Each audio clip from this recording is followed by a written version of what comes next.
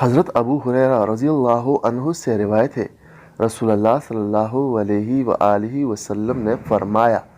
جو شخص کسی کاہن کے پاس گیا جو غیب کی خبریں دیتا ہو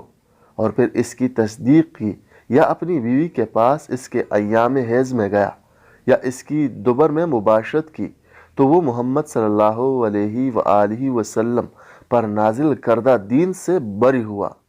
حضرت ابن عباس رضی اللہ عنہما سے مروی ہے،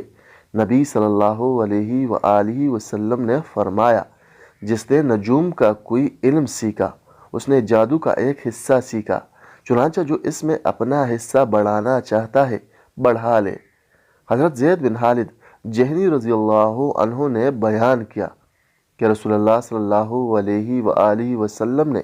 مقام حدیبیہ میں ہمیں نماز فجر کی نماز پڑھائی، جبکہ رات کو بارش ہو چکی تھی۔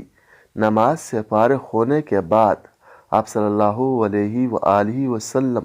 لوگوں کی طرف متوجہ ہوئے اور فرمایا، کیا تمہیں معلوم ہے کہ تمہارے رب نے کیا کہا ہے؟ صحابہ نے کہا، اللہ اور اس کے رسول ہی خوب جانتے ہیں۔ آپ نے فرمایا، اللہ تعالیٰ نے فرمایا ہے، میرے بندوں میں سے کچھ مجھ پر ایمان لائے ہیں اور کچھ کافر ہو گئے ہیں۔ جنہوں نے یہ کہا کہ ہمیں اللہ اور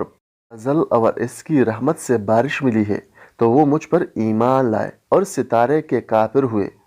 اور جنہوں نے کہا کہ ہمیں پلا پلا ستارے سے بارش ملی ہے،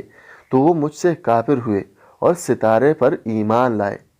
جناب قطن بن قبیصہ اپنے والد سے روایت کرتے ہیں، انہوں نے کہا، میں نے رسول اللہ صلی اللہ علیہ وآلہ وسلم کو سنا، آپ فرما رہے تھے، ایافا، طیرہ اور ترق جادو اور کہانت میں سے ہے۔